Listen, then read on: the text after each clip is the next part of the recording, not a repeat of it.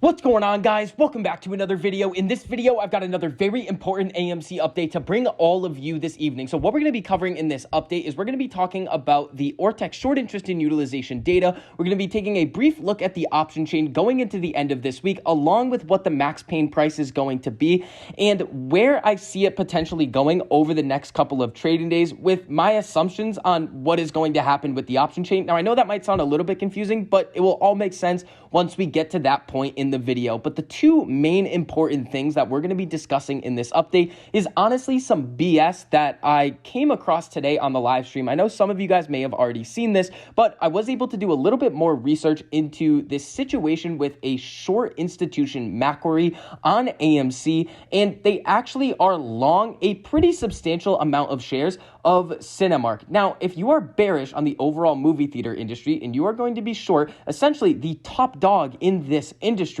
why are you going to go out and then buy another movie theater company in that same industry? Now, there might be an explanation for this in terms of a hedge, but at the end of the day, if you are bearish on the overall movie theater industry, this is a very strange move, and it honestly does not make a lot of sense, and these types of things really piss me off. Then, the other thing that we need to talk about is this Citadel situation with them lowering the amount that their investors can withdraw. Now, this is a very, very important thing that we need to cover in depth so that everybody fully understands exactly why Citadel would be doing this, especially right now. So before we get into all of that information, if you enjoyed the information and analysis that I provide for you in this video, make sure you go down and hit that like button. It costs you nothing to do it, but it really helps us out a whole lot in getting this information out to as many people who want to learn. And if you guys want to see more videos like this, make sure you hit that subscribe button and turn on that notification bell so you're notified every time I post a new video. So AMC closed the day at $28.79.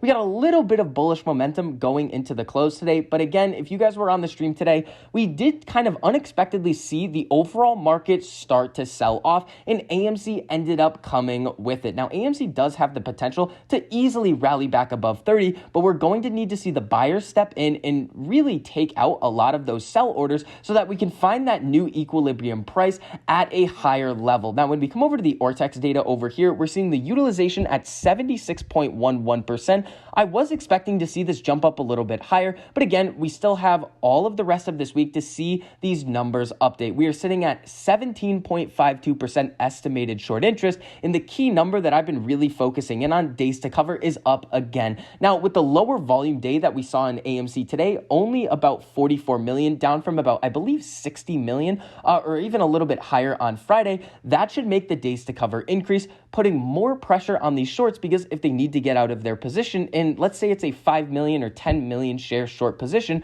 well, if they need to get out of that total position, well, it's going to jack up the price because there's not really enough volume to take care of that order at the current time. Now, when we go over to the option chain, again, nothing too crazy is jumping out at me.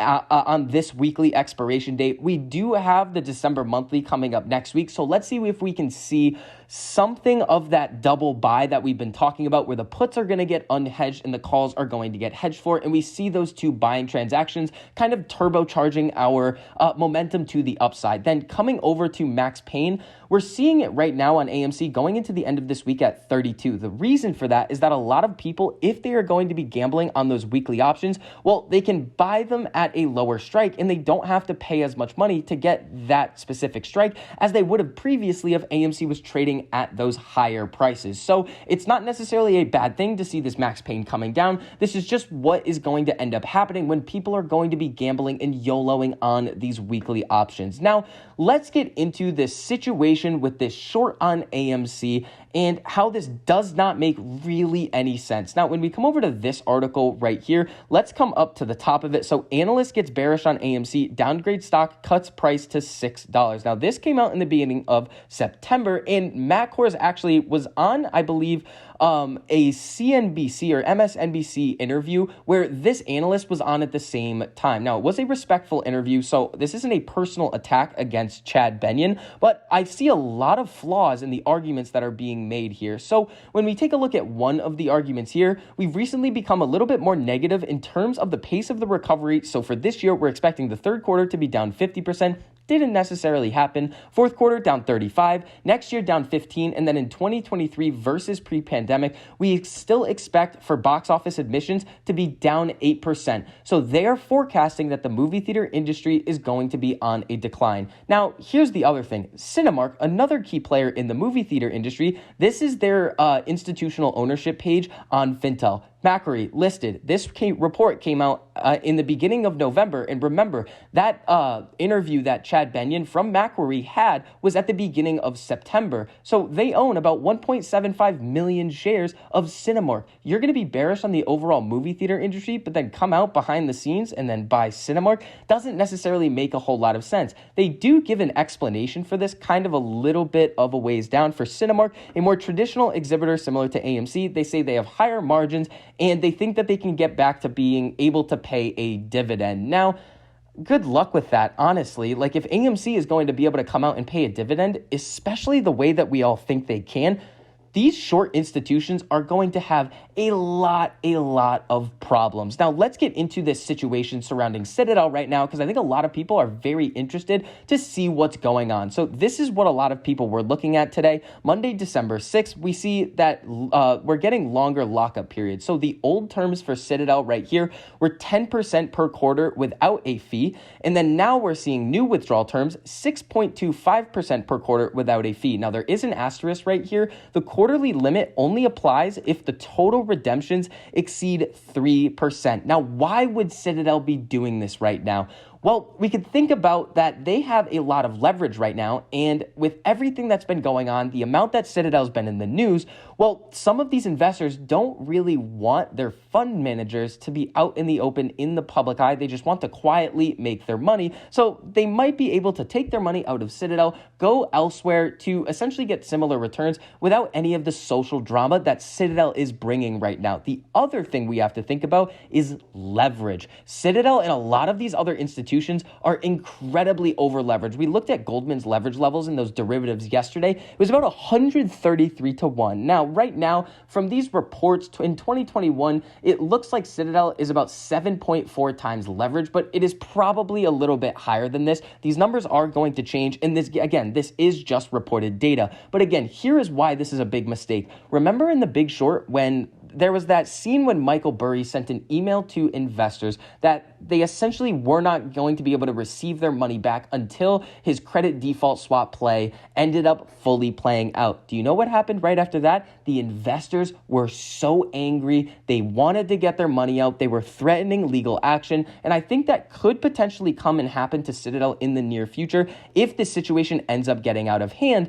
But they've done this before in the past. Citadel refuses to give investors the remaining cash back. This happened in 2008 after Citadel vaporized almost 50% of its clients' capital so far that year. Now, again, in this situation, the reason why they did this was because they were so over-leveraged on a lot of these positions that they needed to keep that money around in order to maintain these maintenance margin requirements that their prime broker was setting out for them.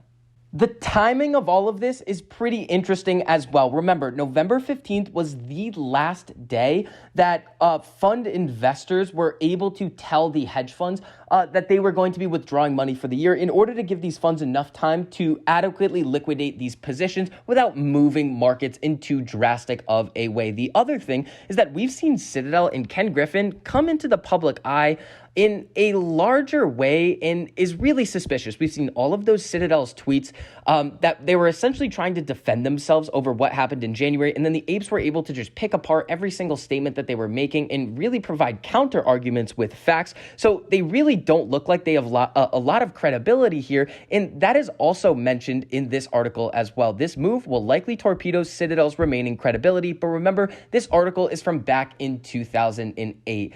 So what we're seeing here is we've been speculating about this for a while, that Citadel was having some internal issues. Maybe it's a leverage issue. Maybe it's they're holding something on their balance sheet. We have also seen articles that Citadel's portfolios have been up a decent amount this year. But with all of the things that they've been doing, Ken Griffin coming into that very strange clubhouse meeting, all of those Citadel tweets, what Citadel has just done by lowering the amount that their investors will be able to withdraw per quarter if quarterly redemptions exceed 3%, everything here points to something very strange going on behind the scenes. Now, again, I am still very, very bullish on what we have on AMC going forward. We are going to see a lot of short-term volatility leading into that Fed meeting coming up on the 14th and the 15th. We are going to be getting some news about the Fed tapering of asset purchases and how fast they are going to speed that up. And that is really going to play into the conversation on when are we going to see a rate hike in 2022. So those are going to be some things that we need to keep a lookout for going forward. So that is really going to wrap up this update on AMC. If you enjoyed the information and analysis that I provided for you in this video, make sure you go down and hit that like button. It costs you nothing to do it, but it really helps us out a whole lot in getting this information out to as many people who want to learn. And if you guys want to see more videos like this, make sure you hit that subscribe button and turn on that notification bell so you're notified every time I post a new video. So I hope you guys are having a great day, and I'll see you guys in the next one.